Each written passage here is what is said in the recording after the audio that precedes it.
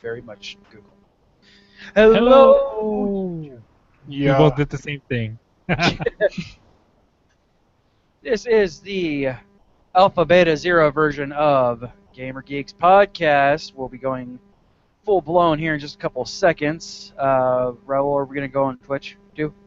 No, my computer again. I don't want to put the strain on my computer.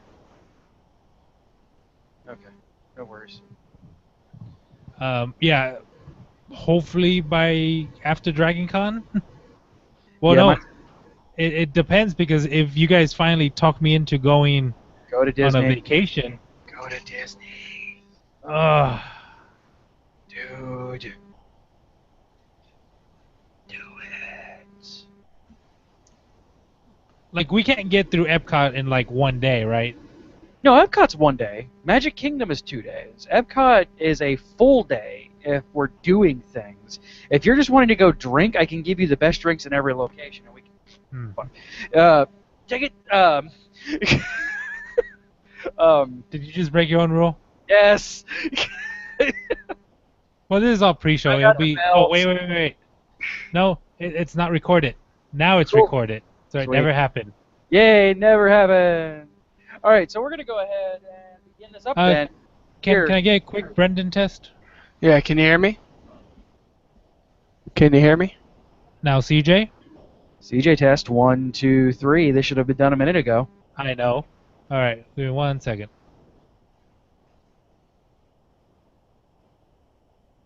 I'm not used to having the button. That's what she said.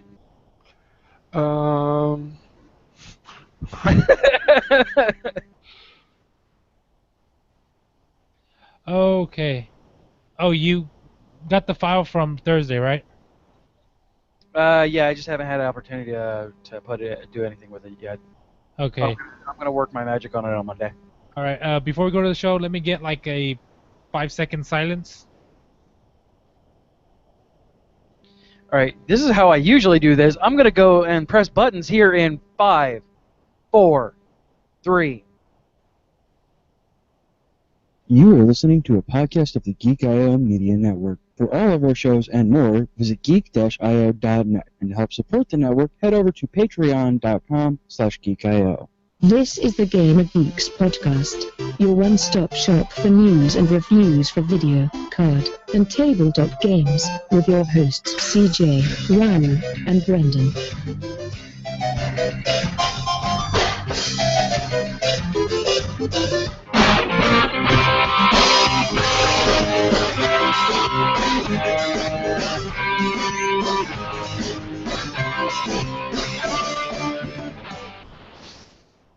You are listening to a podcast of the Geek. Damn it. Oh, well. We'll see you next time.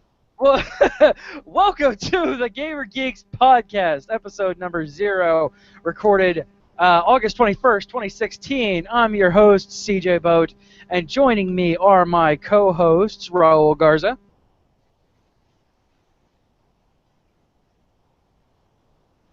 Whoa. You say hi, Raul. Oh. Raul says hi. And you're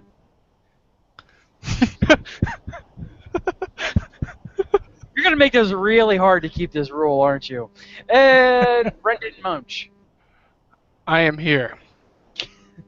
And this is our first time doing an actual podcast for video games. We're all gamers, right? Yeah. What's a game? Brendan's here as the test subject. We're going to just drill him into a land of horribleness and debauchery.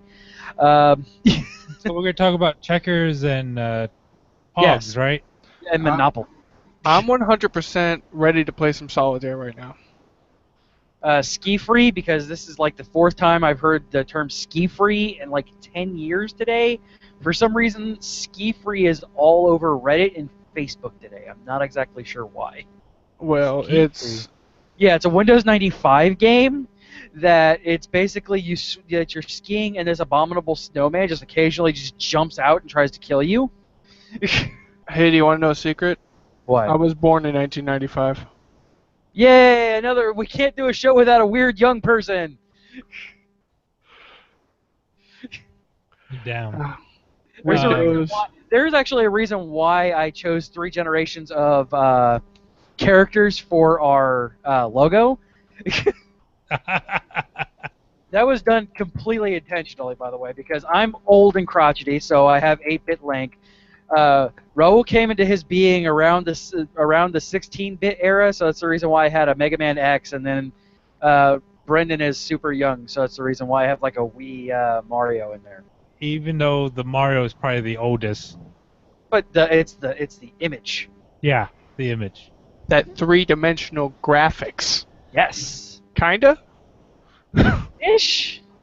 Although between this and I'm playing Mega Man 10 on PlayStation Now, I really want to go back and replay all of the Mega Man X games. Well. So that might be a thing. The first I was ever able to get on Mega Man 1, because I bought the collection on the PlayStation. Yes. The 1 through 5. What's a PlayStation? I hate you so PlayStation much. 4. PlayStation 4. Oh, okay. I bought the Legacy Collection on Steam because it was on sale for the Capcom weekend sale. Mm-hmm. So I bought that. I bought Tales of Celestia because it's only a year-old game and it's already down to $15, and all of the Tales of games are amazing. Well. Yeah. Speaking of games, that's what we're doing. Well, that's the reason this is just the top of the show where we're just going to be talking about things, and that's pretty much what we're going to be doing from here on in. First couple of minutes of the show, we're going to be just talking about just what we're doing, what we're playing. Not a lot of it, not going really into detail. We're also going to, but in the show proper, we're going to be doing news for both video games in general, card and tabletop games in general, and because we are all Blizzard fans, I'm giving Blizzard its own little corner, appropriately called the Blizzard Corner. Wait, why is that called the Blizzard Corner? I don't know. We're also going to give proper reviews every week, and even though Raul's copping out on us, all freaking ready. What? There's two items there, and just to educate those who may not have played older games, and again because I'm old, I want to do a retro review every week of a game that is at least 10 years old. Mine's going to go back a little bit further than that this week, but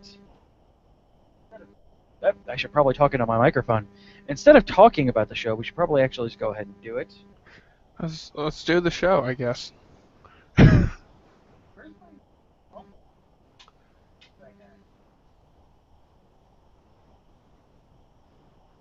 You gotta love it. This is the reason why this is an alpha show, because I don't have everything fully set up yet.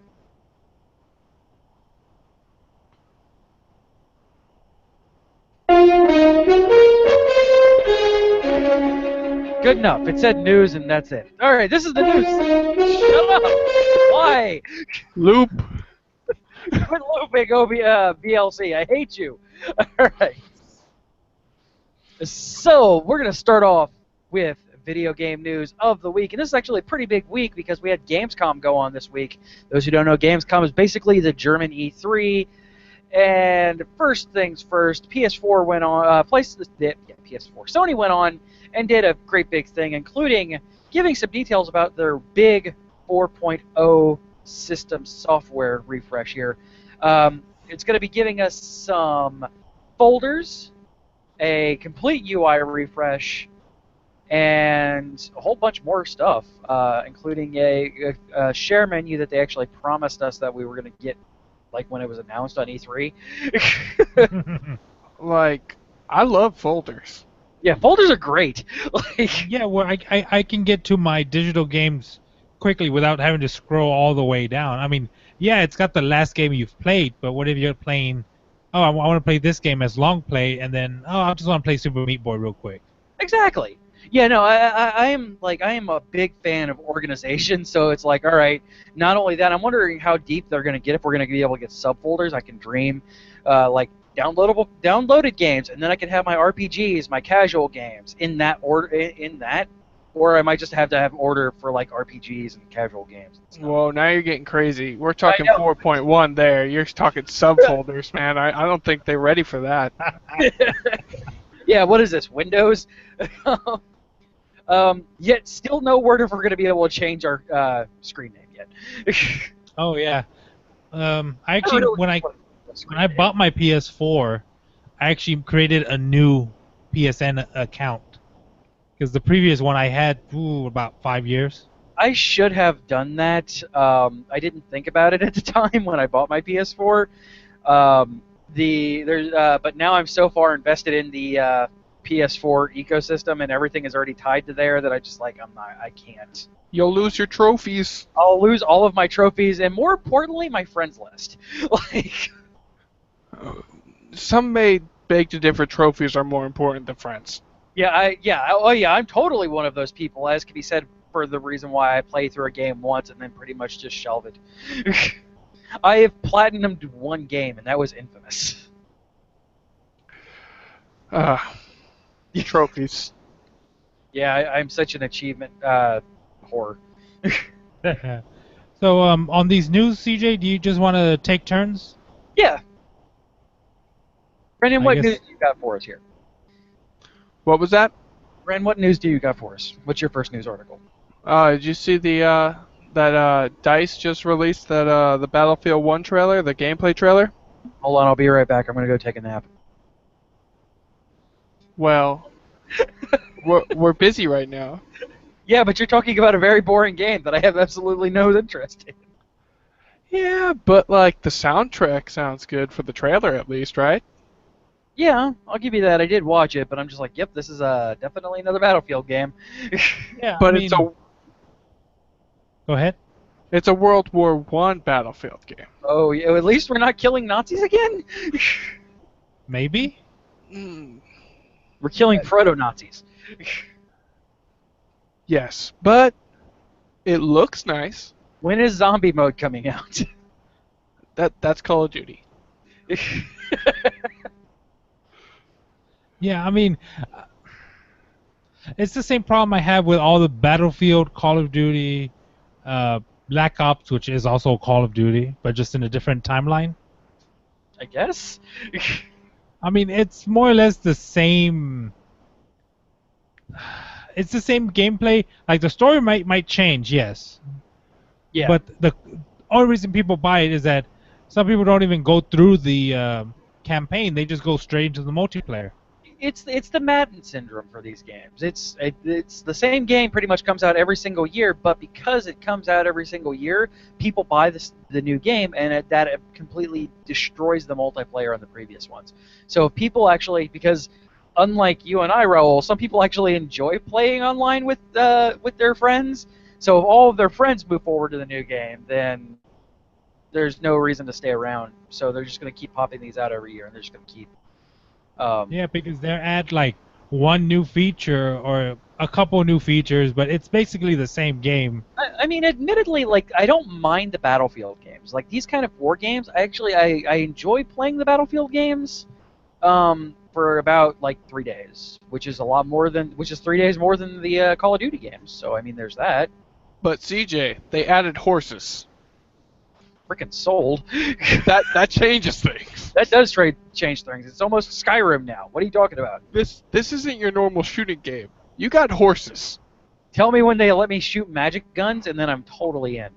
I really want like a high fantasy, like steampunk Battlefield game. Well, that isn't Dynasty Warriors or Star Wars, which was great for a couple of days and then completely died out, unfortunately. Oh, that DL-44 blaster. yeah, I like on those games. I mean, like free to play has got like a very bad tag on it, right? Yes. A stigma to it, right? Just because it's free to play, it's supposed to be crappy and like you gotta buy everything. Correct. But I mean, we're getting into the Blizzard corner, but Blizzard, I mean, I actually like what they're doing. Well, I mean, they're just kind of using the same model. It's just slightly different, prettier skin and more geared towards yours and my niches. But let's go ahead. I mean, yeah, Battlefield 1. Yay! World War One. World War 1, which admittedly is a bit different. I'll give them that. But It's yeah. fresh. It's new. Yeah, Ugh. it does look pretty. It looks And- very pretty. It's fresh and new until we get like 10 more World War One games, right? Yeah, right. This was going to be really good, and then every other game is going to do that for a while. I mean, that's yeah. But All right. he was number one.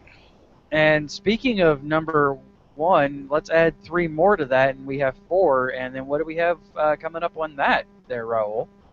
We've got PlayStation 4 Slim leaked on a auction site. Yay, it's skinny. Yeah, I mean it's just the refresh. Yeah, I mean we knew this was coming. I mean after Xbone did it, sorry Xbox One. Sorry, don't want to show my bias. Hashtag PC Master Race. I mean it looks good. I mean I mean I it like, basically looks like a sandwich with a thinner loaf on top. yeah. Did they go to Apple to get this thing made? It looks like an Apple product. It kind of does. You're not wrong. Oh yeah, I mean put some white paint on it and it's like yeah, that's an Apple. Yeah, exactly. The box says console has a 500 gig hard drive, so yay. Didn't the Xbox come out with a terabyte, It did. which was dead on arrival because of the they said like, oh, here's a new Xbox, but we're working on Project Scorpio for next year. Yeah, right. Oh, So why do I want to buy an Xbox right now? The Have next you- one's 6 months away. Have you taken your PS4 apart? I've taken mine apart and I swapped out the hard drive for a terabyte. I haven't needed to yet because I got the Destiny one and it came with a terabyte, I think. I'm not 100% sure on that one, but I haven't had an issue yet, and I get a lot of downloaded games for reviews, so like I've not ran into the issue. But I'm fairly sure it was a terabyte that I got anyway. Yeah. I think I need to buy this console. It looks so smooth. It does. But this is not the Neo that's probably going to be Yeah, released. E3 is going to be crazy next year, by the way. That is going to console. Neo will probably come out in September. So That what? says- Go ahead. This one's just the PlayStation 4 Slim, and then they're coming out with the Neo. Like what's? Yeah. The Neo is a separate thing, and then the PS4 Slim is, I guess, just the console refresh. I mean, Huh. it's supposed to be more geared to VR, but I mean, am I going to have to trade in this and get a Neo if I want to do VR? I don't know. I hope not, because I mean they've already came out and said that the PlayStation VR is going to work with it. I think this is just more so for like 4K. The Neo is more so for the cutting edge televisions, because it's gonna have 4K output. But 4K video output. Yeah. I mean, like movies and TV shows, Correct. not game 4K. Because Well, they could come out with 4K games just as long as the game auto programs. If it's on a Neo, then show it in the Neo 4K spectrum, and if it's on a regular, then it just quote unquote downgrades it to 1080p. Oh no. Yeah, right. All right, so moving on that one, then more coming out of Gamescom. Hey guys, guess what? Konami is not done with Metal Gear Solid yet. why? And the new game doesn't even have Snake in it, guys. But at least they're not trying to sell you Snake, and then Yeah, and yeah, this is a random extra dog. What is it? Diamond Dog from right after Ground Zeroes. Basically, they go into an alternative universe where there's zombies. Ooh. Zombies? I'm so excited for this game. I will probably end up picking it up, or at least renting it from like Redbox or something. Because I don't think I can legitimately buy this game and tell Konami that I want more of this, because I honestly don't. Oh, they're gonna give you more. Yeah. They're gonna squeeze the Pachinko! Metal Gear name for a while. At least it's not more pachinko machines. Oh. Though They're we gonna- do know that Kojima's next work will probably be more crazy than anything he's done. Oh yeah, like now that he doesn't have Konami holding the reins anymore, he's like, yep, I'm just gonna make all of the insane things. Well, he has no one to tell him no. Which is a good thing and a bad thing. I mean, look at what Inafune's been putting out with his stuff now that he's not restricted on things. So, I mean, Yeah, you've already heard my rant on Mighty Number 9. yeah, I can't lie, I'm still kind of wanting to buy it. It's on sale right now. I'm not. Oh, I kind and of want to. when did it come out? June? And it's on Yeah. sale already? That's Yeah. good. No, it's not. And the main thing is I'm just waiting for a patch on it. If they just fix the graphics issue, I'd be okay with that. Where you Yeah, were I mean- talking about that slowdown. I mean, I could deal with the rest of that crap just fine, but like if I'm playing and then all of a sudden I go down to like 2 frames per second, no. Yeah. Oh, yeah.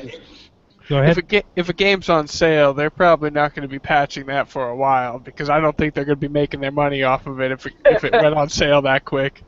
That makes me worry about Bloodstained, the successor to Castlevania. Yeah. Yeah. That's a Xbox One exclusive though, isn't it? Is it? I thought it was on PC. I could be thinking of another game. Oh, no, you're thinking about Recore. Yeah, that's the one I'm thinking of. Yeah, that's an Xbox exclusive from Kenji Fune, but he's game backed by Microsoft, so Oh, okay. as well as He has reins on that one at least. yeah. And then you've got Psychonauts 2 coming out on the PS4. I'll believe that when I see that. That game has been rumored and in production hell for the last like 6 years. Production hell. Yeah, I mean they had that Fig fundraiser. Yeah, good for them. They raised like $2-3 million, but I think all that was just to tell Sony, hey, we have enough people here that'll buy the game. Slow clap. Right. Yeah, E3. I mean, I gotta see something of Psychonauts 2, or at least the VR game. Oh God, Psychonauts.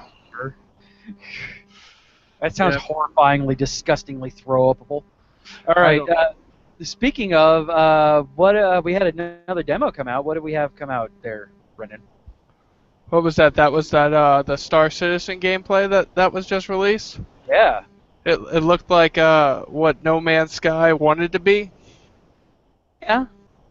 I mean, I like it. It's very nice. It's very pretty. But I have kind of been bitten by No Man's Sky already, and not that I don't love it, but it's like, yeah, Space. Space. Exactly. Space is the new zombies.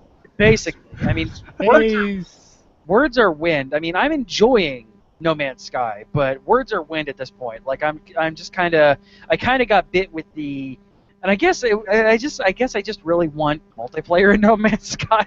It needs to happen. Like it is desperately needing that, and I think if that happened, then I'd be completely okay with it, because they did the patch and fixed a bunch of the frame rate issues, and since they've done that, like it's working out pretty well. Yeah. Yeah. But Star Citizen has Mark Hamill in it. Which is a good thing. I mean, So- you get that Wing Commander. I mean, yeah, that's the only thing he's known for, right? Is Wing Commander. Wing Commander, yeah. That's it. That's that guy from Wing Commander. Yeah. Okay, That's. just making sure. I think his career died after that. I think so. I mean, I think he's just become a joke and a laughing stock since then. Something about laughing. There's a Yeah. lot of laughing going on, but I mean, if only he could walk. I mean, I've heard that he's lost the ability to walk. oh no way, he lost the ability in his walking ability? Yeah, I mean, now he just kind of floats in the sky. That's better than walking, though. Admittedly, but yeah, I mean, if he could, I don't know, walk on the sky. All right, we're gonna move into the Blizzard corner. Okay, yeah, that works. All right, the Blizzard corner. Hey, Overwatch is a thing, and they did a big developer chat on it, talking about Season 2 and the lessons learned from Season 1, and some of the things that they liked and got, and some of the things that they didn't, because Season 1 did have a lot of hiccups when it came out, to the point where they had to completely, like, crush the legs of one of the strategy people were using to be able to not have it just be a mess. Yeah, like pick all bastions in overtime, Yep. just to keep them from the timer. Yes. Which it was a legitimate strategy, but oh man. Yeah, I'm just gonna let you know, I have probably played like one game of Overwatch since release. Wow. I just haven't been able to play it.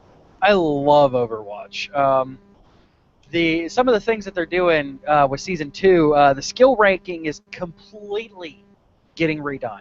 Right now they go on a 1 to 100 kind of thing, where obviously, you start out at a higher number, or you start at higher numbers, and you start up at lower numbers, go to higher numbers. And so they took that and they're like, it doesn't really seem that great, so next season it's going to be 1 to 5,000. Holy crap. That's a big gap. Yeah, the issue that people are having right now is because if you don't perform, like, optimally, you go down, like, point numbers. Like, you could be, like, 36.2, and that drives some people crazy. So this one, they're completely eliminating that, and they're allowing only whole numbers. And also, when you have increases, it feels like you're actually earning something. More Like, better? Yeah. At least Blizzard is learning from everything. They're learning from gameplay, from how they listen to their community, unlike other games that just like, okay, here it is, go. Exactly. And they might change it. They're something else they're borrowing from StarCraft, which is a good thing. Their skill rankings are going to be divided up into tiers. Bronze, silver, gold, platinum, blah, blah, blah, blah, blah. But you are going to be more so paired with people of your skill ranking than anything else. If you fall below the number required for a skill ranking, the number will go down to a certain point, but your skill ranking will not. So if you just have a couple bad because your friends left you and now you're solo queuing in competitive play. I hate solo queuing in competitive play. No, don't do it. But, you do that and you just kind of get on a bad rash of losses. You're not going to lose your gold status. You'll lose the numbers, but you won't lose your gold status. And rewards will be divvied up based on your ranking. Mm-hmm. So, CJ, you're talking about what kids today call a tilt. Yes. That's the word I'm looking for. A tilt. When you Yes. go on a tilt, you won't Yes. be super tilted? That's the word that I was looking for. I'm like, I know there's a word for it, but I can't think of what that word is. And I remember hearing something that if, say like there's some people that just, they play till they get to a certain rank and then they stop. If you don't play for, I think they said 7 days, your rank will suffer. There's decay. There is skill decay on this as well. So yeah, they won't let you just get up to like gold, and because even though you might be a platinum player or a diamond player, you're gonna stay at gold just to grief people. They won't let you. They won't let you do that. If you don't play for a certain amount of time, your skill will decrease, and they will suffer, and you will suffer the consequences if they see you doing that. If they see you doing that on purpose. They talked about banning strictly from competitive mode now too. Yeah, well, wouldn't I want my skill to decrease so this way I could just face a bunch of noobs? If they see you doing that, they will ban you from competitive.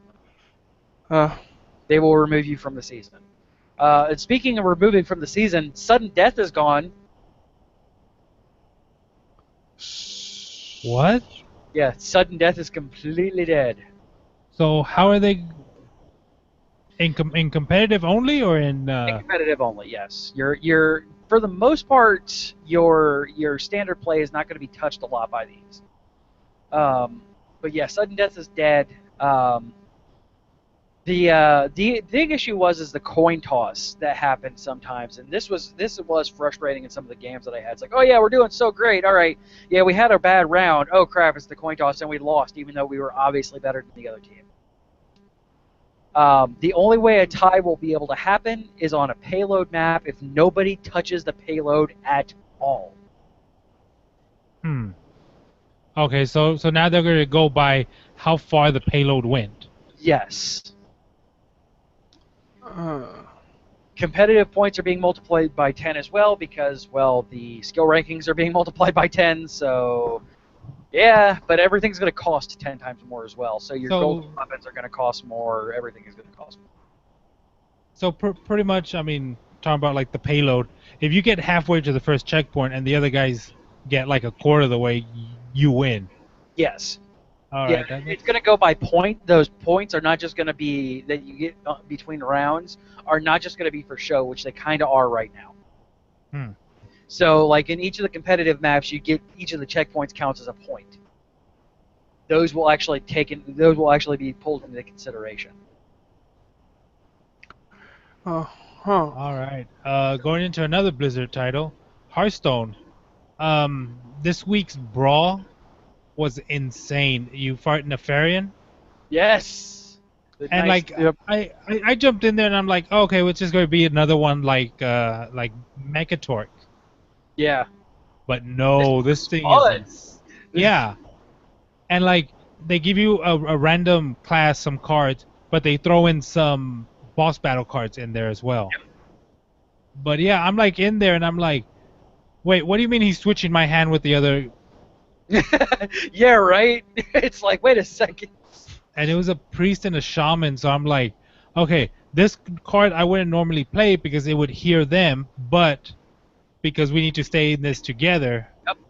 I play it. Right on there. If it defeats either one of you, you both lose. And there's one card, I can't remember what the name of it is, like every time it gets targeted, that player draws a card. So I kept on giving it the +1/+1 bananas that you get from the gorilla, and I kept drawing cards, refilling my hand, and then I like, okay, this is what I'm going to do next turn, and then he swaps. Stop it! No. Yeah. And what's great is like the longer the fight goes, the harder he hits because he starts at 0 and slowly goes up by 5. Yeah, like, and at the end it's like, all right, hold on. I eventually was able to swing. Like, I had an insanely powerful creature on the field by the end of everything. But yeah, it was like my teammate was basically it was kind of like, all right, cool. I'm just gonna keep buffing your one creature. And by the end of it, I had like a 32/32 creature. Damn. And he starts at 200 health, 0 attack. Yep. Oh man. All right. Yeah. So I like the idea of covering the brawls at least every week here. Or we could actually record the brawls. Yeah. Co-op True. brawls. Yeah, there's going to be a lot more. I mean, if you go onto the YouTube channel that we have right now, there's plenty of stuff on Gamer Geeks. I'm doing weekly playthroughs of stuff, but yeah, we're going to be doing more and more stuff posted up there. Okay. Speaking of stuff being posted up there, there's a thing coming out here in a couple of days that will have some streaming capability. World of Warcraft Legion release, 9 more days. Yay! I've waited way too long. Yay! Just 9 more days. But yeah, I'm really enjoying the pre stuff, the Legion Invasion, the Travel to Kara, and then the new Dalaran. Is Karazhan back? You do a little quest in Karazhan. I say I have not played. I got out of WoW like 2 weeks into Mists of. No, I bought the other one, WoD, and then I played that for like a week, and then I stopped playing. Yeah, the garrisons turned me off after I got my first level 100. I'm like, I don't want to do that a second time. Yeah, and I'm an altaholic, so like all right, cool. I got my Death Knight up there, and that sucks. Yeah. But now Legion, so much new stuff. It's looking like it might be Wrath. I hope it's Wrath because I loved Wrath. Wrath of the Lynch King. Wrath was my favorite expansion. I'm gonna hold off on it. If I get enough people saying that it's good, I might buy the expansion. Well, I probably won't buy the expansion until October or the end of September because I've got a little trip that I gotta go on that week. Blizzard usually does some Black Friday sales, and if it's good enough, I'll think about it. Yeah, I bought it unannounced. So well, that's fair. So did my There's that. roommate. So I mean, that's cool. Yeah, I haven't played WoW in a while. MMOs in general, like my MMO of choice is Final Fantasy 14 right now, and I don't play that much. yeah. So we're gonna move on into Tard. Wow, board, tabletop, and card game news. All right, I'll see you guys in a little bit. Oh, stop. Gen Con, which is probably the biggest board and card game convention, was a couple of weeks ago, and there's been quite a bit coming out of it. In the show notes, you're going to have a post showing off some of the newest board games from Gen Con this year. The Last Friday, which is a horror type game. Pandemic is releasing a Cthulhu expansion. So I mean, that's good. Oh, I've got a story to talk about. Pandemic. 2 weeks ago, I played it for the first time. Yeah. We set everything up, and it's 4 of us playing. We didn't even get. We died on turn 3. Yeah, you can get that if you get really bad draws, and if you just get nailed with the pandemic cards, the outbreak. Yeah. Yeah. Our third player didn't even get. Our fourth player didn't even get to play. Jeez. Star Trek is coming out with a new board game, Ascendancy, where you kind of just handle an entire fleet by yourself. Ticket to Ride is getting Rails and Sails expansion. Like that's another game that I want to try. The Networks, which I should be getting a review copy of here shortly. It's a card game about building up your own television network, which is really cool. Oh, that sounds good. It actually, I played it at PAX, and it's a lot of fun. They showed off the new Betrayal House on Haunted Hill expansion there. Potion Explosion. Brendan. That sounds... Inside joke with my D&D players. Those are the only people that will understand that joke. I'm renaming my character Potion Explosion. Star Trek Panic from the people who make the Panic games, your Munchkin Panic and your whatnots. Yeah, you got a whole bunch of new games that came out there. Again, Ars Technica review of that up in the show notes right now. Oh, let me get my 2 cents in real quick. Okay.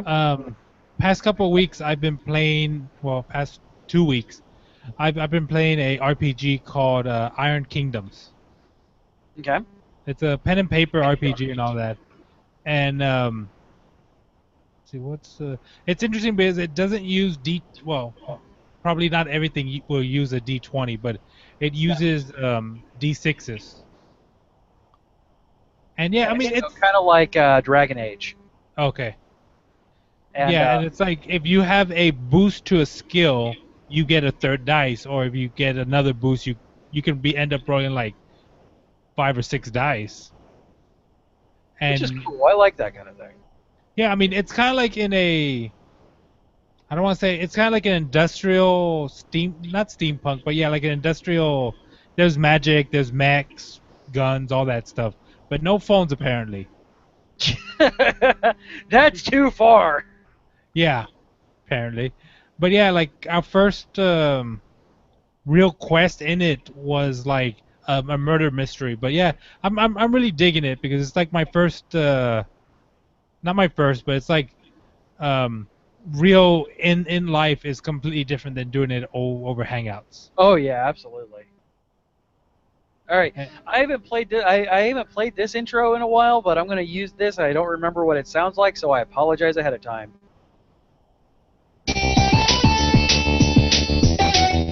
Oh, okay, that's that one. Good enough. Yeah, this is the review segment. Before we get to the review, okay, I should probably do this, and this will be better laid out, and I will make cues for myself. Before we get into the review segment, we are going to take a quick break for a word from our sponsors.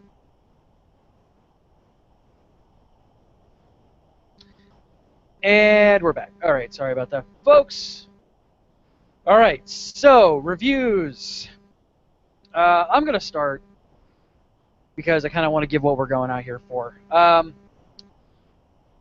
I got into the beta of, and I played this at PAX, but I finally got into the beta and I was also into the alpha, but I could talk about it now. Elder Scrolls Legends. Their totally unique card game. Oh, yeah? Yeah, oh yeah, no, it doesn't reference or kind of take any references from any other card games at all. That being said, it takes what it kind of references and polishes them, and obviously adds the Elder Scrolls flavor onto it. So you have the races, you have the monsters, you have that kind of thing. So if you're into the Elder Scrolls, Skyrim, Morrowind, etc. lore, then this works out really well. It takes some of the things that you get off of Hearthstone and kind of merges them into almost Magic the Gathering territory, and then puts an extra split onto them as well from there.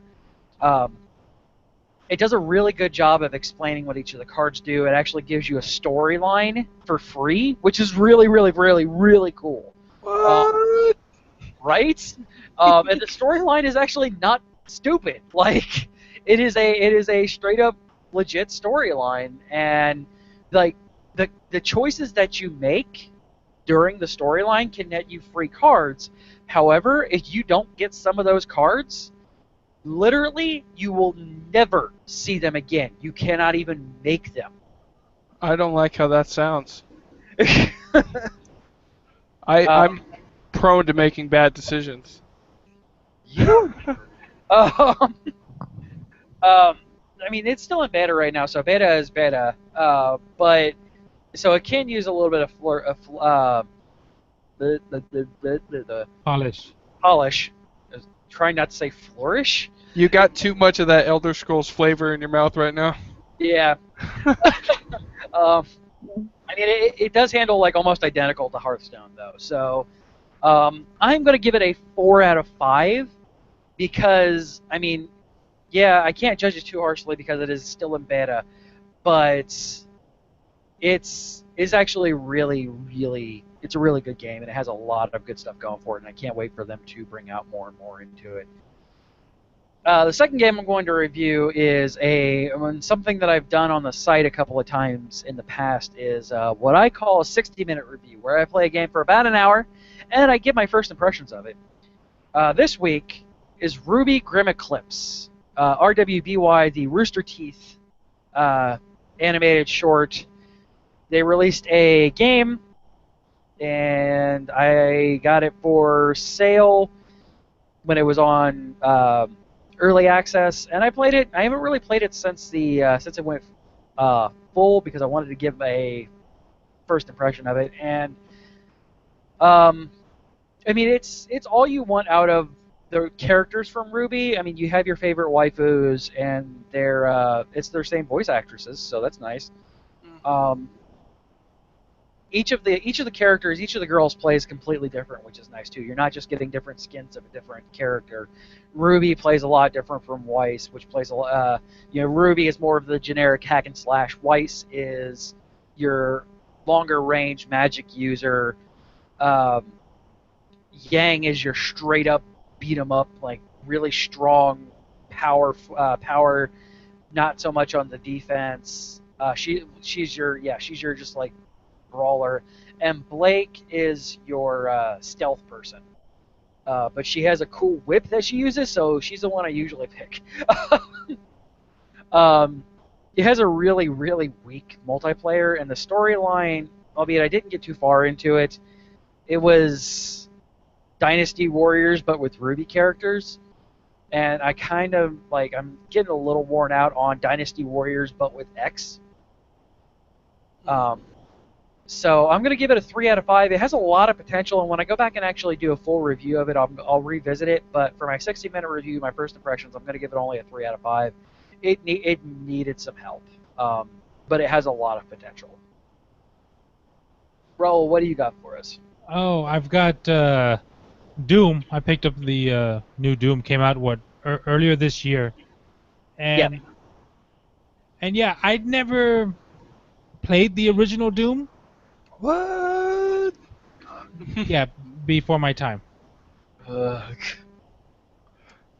I'm like 12 years old, and it's before your time? Mom, don't pick up the phone! No, my Doom download is stopped! Okay, our first computer was a Millennium Edition PC from 2001. And I lived in more of a middle of nowhere than where I'm currently at. So yeah, there wasn't very much access to... Age is a thing. Alright, so I popped this game in, and it's just like, right off the bat, you start out fighting, and it's just... you're running at full speed at all times, so there's no sprint. Good. You do get a power-up for haste, so you double your speed. But what it really does is that you can't go through the game with just one gun. You have to switch up because certain guns do more damage to certain enemies. Okay. And you can try and brute force your way through some of these encounters, but they just make so much harder. You have to keep moving because if you stay still, you will die. Okay. I believe, and I kept forgetting that I had the BFG on me. Yeah, I was watching a bunch of Raul's streams. He streamed the entire game on twitch.tv/geekio show. And I love the, oh wait, I have the BFG, and I laughed out loud when you're just like, oh yeah, I forgot about it. Yeah, I shoot it, and it just shoots like a green orb, but the second it hits something, it just cascades to everything near it. And what else was there? The story was all right. I mean, it wasn't like anything like groundbreaking story. It was just regular Doom guy killing demons. And that's kind of what you want out of a Doom game. Yeah. I did notice that there was... Well, I only noticed this one area. If you ever played Doom 3? Yes. Okay, you know that security room that you start in? Yep. Where you get your shotgun and all that? That room was actually in this game. Yeah, I heard you say that. I'm like, that's actually really cool. Yeah. And yeah, I mean, it was a good... I mean, it had great music when the combat... But it was your generic... You went into combat, fought a couple of mobs, difficulty depending... Like, if there's a lot or if there's one really big one. And then you just go on to the next zone, and then you can just... There you might encounter one or two more. There's a little bit of platformer in it. You're so bad at the platformer part of it. It's great to watch you. I got better towards the end. Practice is perfect. Yes.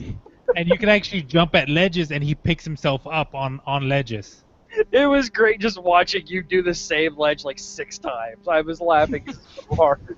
I'm playing No Man's Sky and like watching the stream at the same time, and I'm just laughing out loud because just watching him struggle. I died on No Man's Sky because I was laughing so hard, and a weird Tyrannosaurus dragon thing came up and ate me.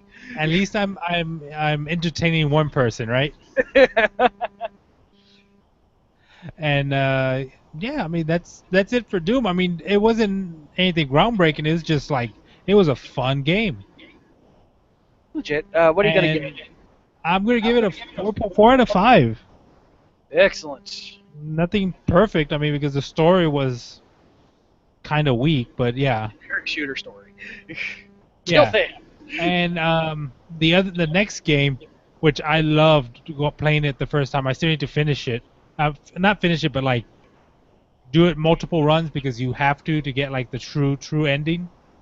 Is Undertale. Very simple game, RPG, very reminiscent of what's it called? Of Earthbound. Yes, it is very Earthbound. But with this game is that you don't have to fight if you don't want to. You could be a social justice warrior. Hashtag Monster Lives Matter. But yeah, the combat, you have to figure out how you end the battle without you're pacifist. You have to find the pacifist route with every monster mob thing. Well, they're all monsters. With every monster you encounter, you have to find that.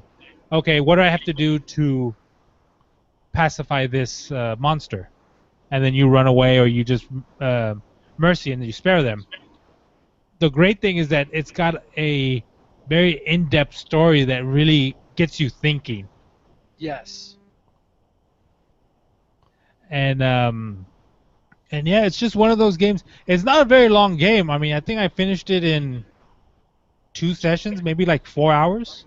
Yeah, it is a pretty quick game. I mean, you could take your time on it, but yeah, it's not long.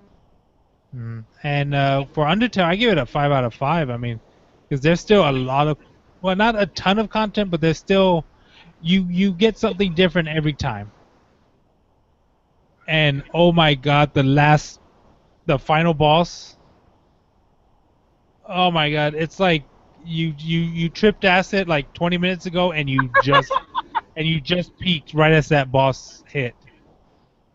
So there's fun. a big stoner community online for Undertale.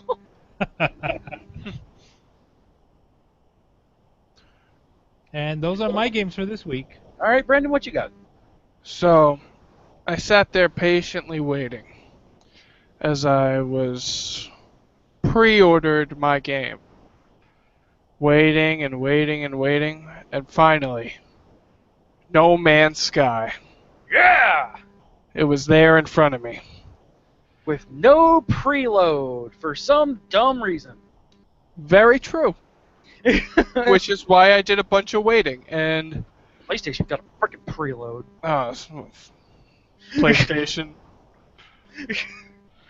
No, but like the game there's some stuff there. There is. There is quite a bit of stuff there in that game, and I'll never see all of it. No. Which slightly depresses me, because I could be seeing the worst part of the game, and I'd think it was amazing. But there's probably something out there that's a million times better than what I'm seeing right now. I mean, everybody has to find Melanosaurus Rex.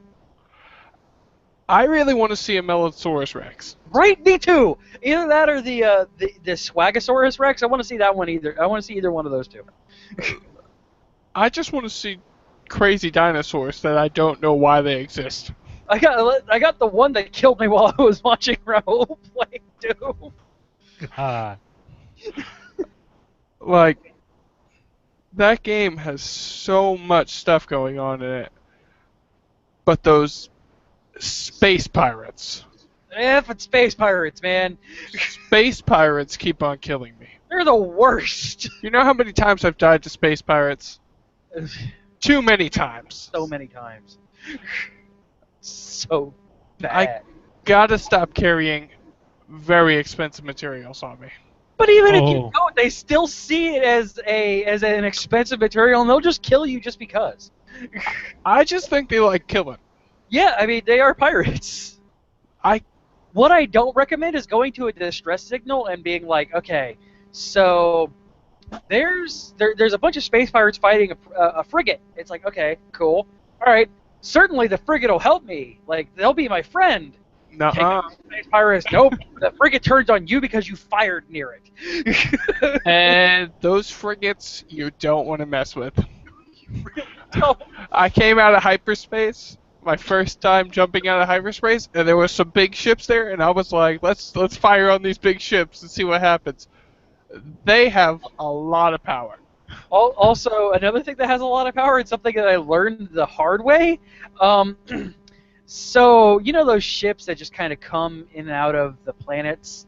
If you are in your ship and you chase one down and shoot one, Sentinels have spaceships too, and they are, like, nigh indestructible. I don't like those Sentinel dog things. No, these are stronger than the dog things, because they're in space and you can't run away from them because they're faster than you. I don't like how that sounds. It's horrifying. I'm like, yeah, I'm gonna Grand Theft Auto this ship. Cool. Yeah. No, you're not. Sentinel ship detected. I'm like, the Sentinels have ships? So, like in No Man's Sky, can you just? I mean, it's a whole freaking planet, right? It's a whole universe. You are in your own galaxy. No, but like when you land on a planet, it's just not like a 6 mile by 6 mile. You could go walking and get on the other side of the world. I read a story about a guy who spent 35 hours on his home planet that you land on. And you cannot walk all the way around these planets. No. It will take you multiple years. Yeah. Oh yeah. You need your ship. Okay, but like you could stay on your home planet. You Oh, yeah. could stay on the landed planet and probably get everything. Not get everything you need, but No, I mean he has the guy who has read this about. He has a full exosuit inventory. He's fully fluent in Gek, which is one of the alien races. He's never left his home planet, but each planet is procedurally generated. So nobody's gonna have the same planet twice. It's kind of the reason why you don't see anybody, even though you may have discoveries by the other people.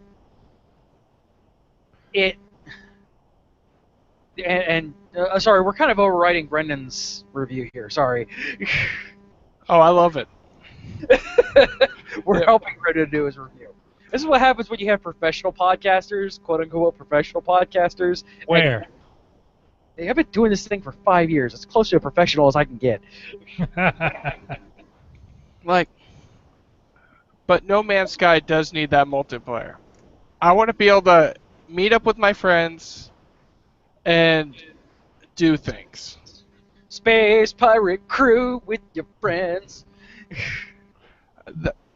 That's just what I want. Yeah, oh yeah, no, absolutely. I want to create a fleet with my friends and just go and start taking out, like, either do things, exploring things, or, like, go with my bad friends and just start taking over frigates and destroying things. I just want to know what those frigates are carrying. Right? I mean, they took, like, 8 pirates to bring a frigate down to, like, 25%. Like, there's no way that I can do that, but if I had 8 of my friends, I probably could. Yeah, what are they carrying that is so important?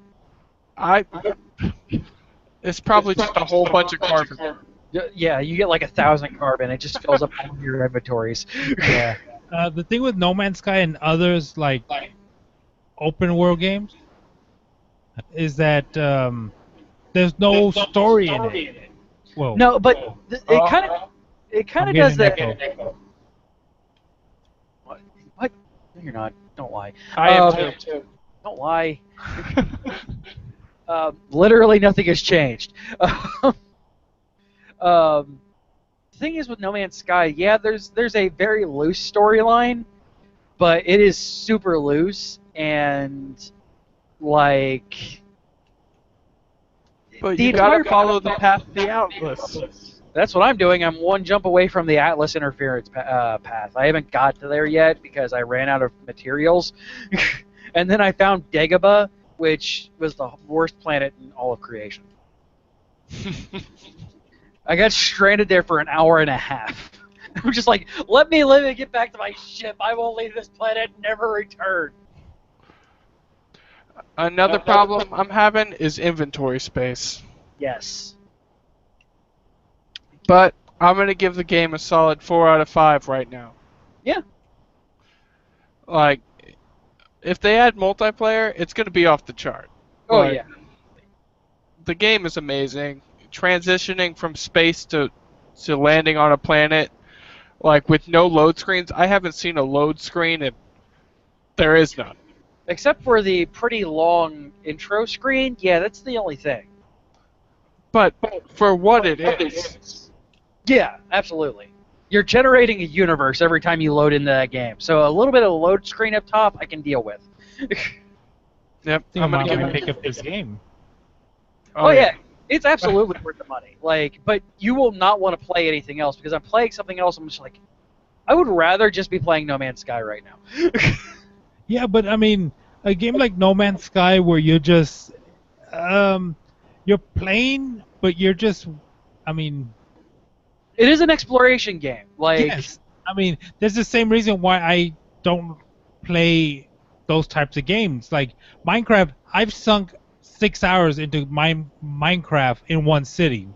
yeah, no, this is one of the like I stream my No Man's Sky on purpose because if I don't, I'm never going to stop playing it. Because with me streaming, I'm looking at myself playing it and I'm listening to myself and I always have to be talking and eventually I'm just tired of talking. And when I'm tired of talking, I shut off the game. But it's so much better than Minecraft because you can find things. Like, you turn a corner and you see some kind of animal that you never even dreamed of seeing, and you scan it, and you're the one that gets to name that animal. Like, it makes you feel like you're like a serious explorer from like you're finding brand new things that nobody's ever seen before. Absolutely. And yeah. you don't need PSN for it, right? I don't think so if you're doing I don't think you need PSN for it. Or PS Plus. I'd double check on that one. Yeah, I'm fairly sure you don't need PS Plus. I think it's online. Well, I know it's online only, but I don't think you need PS Plus. But get it for PC, Raul, because eventually they're going to come out with a multiplayer patch, and we want to be able to play together. I would have to spend about $400 because I need a new video card to play it. Just put it on low. You'll be fine. They improved the graphics on it. Yeah. But Melanosaurus Rex is always going to look like Melanosaurus Rex, regardless if you're on full or low graphics. I read something earlier today that they're going to start introducing base building into the game in the next update. Oh, don't tell me that! I will never stop. That's going to change things for me. I love building things. Yeah, so Like, if you build a place on a planet that you discover, where you discover all the planets, do you have like a quick select, like where you can just like warp back to that planet? They will have to give that because currently, no. Currently, like, you have a record of the planets that you've gone to, so you can backtrack to it, but currently you have to farm all your mats and hyper jump back to each of those. yes. Okay, but it doesn't have like a locator. No, you have to kind of guess it out.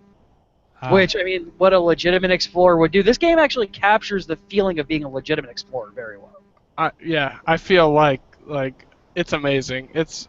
You're making me feel like it's a 5 out of 5 right now. You guys are making me want to get this, but then I'm gonna like my productivity is gonna go down, like seriously, from lack of sleep. But like the contrary to what the internet is telling you, they're working on it. Like, the game was released, yeah, it had some hiccups because it's a indie game of a company that has 5 people employed for it. 5 people And an entire universe. And they created a game where you generate entire universes for millions of people on their servers, and it had a couple hiccups on release day. 5 people run this company. 5.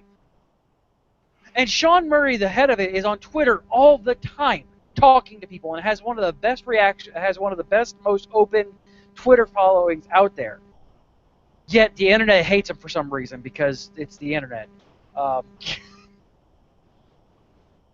But they're putting the love into it that it kind of needs. But what else you got to review, Brent? I reviewed that Fallout Shelter game after I played it a while ago, but then they just released a new update for it. Yay! Oh, probably a while ago, but that game has significantly gotten better since the last time I played. Oh, don't tell me that. I'm gonna want to go back. I spent, I think, like a good month on that game. I spent money on that game. I have a problem. I just need somebody to tell me I have a problem. I realize I have a problem. You don't have a problem. Oh, I do have a problem. And I realize that, but I'm not at that point yet where I want that problem to take over. You're not at that point where you need a intervention. Nope, not yet. Nope. I've spent way too much on it, but the game is so fun. And now you can actually explore out into the wasteland with your Peoples? Your peoples. And it is such a good game. I'm going to give it a 4 out of 5. All right. So we're going to do a quick retro review here after a quick word, another quick word from our sponsors. All right, and we are back for our retro review. By the way, if you don't want to hear ads, join us live Sundays at 9 p.m. Eastern over at geek-io.net/live. That's 8 p.m. Central. Real people time, it's 9 p.m. Eastern. So it's 6 p.m. Pacific. There, we're going to cover all the bases. All right, so I'm going to take the first pick to kind of, again, show what this is going to be going forward. I picked the easiest game for me to review is my favorite game of all time, Shining Force, for the Sega Genesis, released in North America in 1993. It is a strategy Japanese role-playing game. I picked this game, again, because it's literally my favorite game of all time. And I wanted our first review to be something for you to look forward to, something to kind of let you shine lights on older games, which just are great. I first discovered this game on this long-forgotten relic called the Sega Channel that existed back in the 90s. For those who don't know what that was something sold to you from your cable company that you plugged a coaxial cable into and downloaded and streamed Sega games on your Genesis from your cable company. It was the greatest thing ever. Mr. CJ, what's a Sega? Oh yeah, Sega Genesis. You know that thing that came around the time like the N64 came out? That was the Sega Dreamcast. Yeah, there was that. It was like the last successful thing that Sega brought out as a hardware system. Okay. I've beaten this game more times than I care to count. The gameplay for this is your benchmark for your strategy RPGs, your Final Fantasy Tactics, and your like of that kind of thing. That it's really upped only by its sequels, and the only game that does this kind of game better than these is Final Fantasy Tactics. This begins the Shining series, which actually has a coherent storyline, unlike Final Fantasy and stuff like that.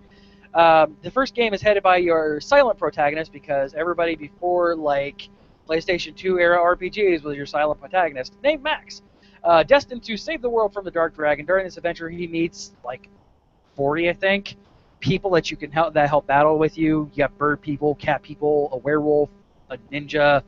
Like it's really cool. As to be expected, the frame rate and speed of the game is slow even for 16 bits. Even during the year that it came out, this is the same year that Sonic CD came out and Mega Man X1 came out. So even for 1993, it was merely okay for graphics and sound-wise. And even replaying it tried replaying it on Thursday, but my computer decided to say no. It still suffers from that. The main drawing point of this game is the storyline, which is actually very full, and like you have to think through this game. You can't just brute force your way through it. You have to think, okay, this enemy can move to this point. That boss can kill one of my people in one hit, but if I don't give him that opportunity, if I surround him and start blasting him with my magic characters, then I actually stand a chance against him. But if I don't, he's just going to wipe the floor with me. And you have to protect your protagonist, because if you don't, you lose. Game over if your main character dies. It's not as brutal as Fire Emblem in any stretch of the measure, because you can revive your people, but it's not as forgiving as Final Fantasy Tactics, where they come back at the end of the battle. You actually have to go to town and heal them by paying money to heal them. Mm-hmm. So, I mean, if you like Final Fantasy Tactics, I mean, Shining Force is definitely worth playing. Admittedly, it is the weakest of the... I have not played Shining Force 3 because I've not been able to get my hands on another long-forgotten relic called a Sega Saturn.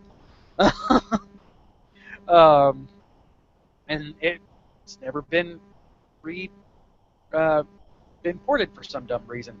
But I played it on Steam. Steam has a Sega Genesis collection right now that gives you a game for free.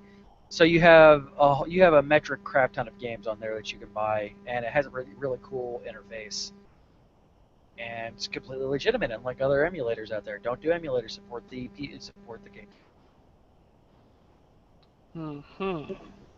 Speaking of the Sega Saturn, back in the day, I played a game called Dragon Force. I don't know if anyone has heard of that. I've heard of it. I don't think I ever played it. Don't they do that through the Fire and the Flames? Isn't that Dragon Force? All right, what's next? All right, we're going to go ahead and wrap it up here. We're a little bit over an hour, so let's go ahead and wrap this up. You can reach us via email at geekioshow@gmail.com. Go ahead and put Gamer Geeks in the subject line if you want to give us a review, anything like that. Send us an MP3 and we will play it on the show. Make sure it is at least under 60 seconds. Anything else, and give us a TLDR.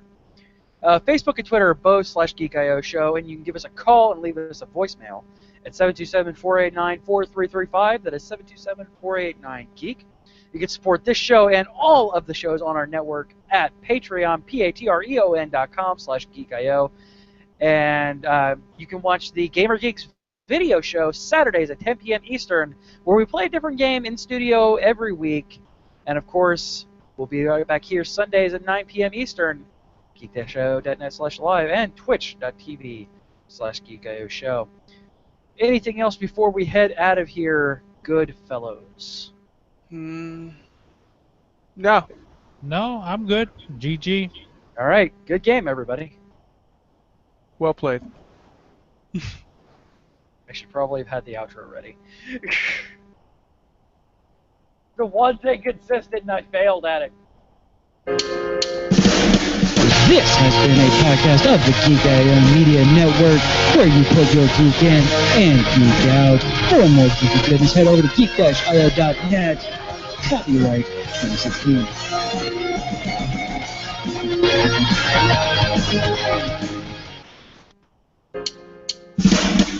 This has been a podcast of the Geek I Media Network. Okay. CJ, okay. All right, I'm clicking the button. Click the button.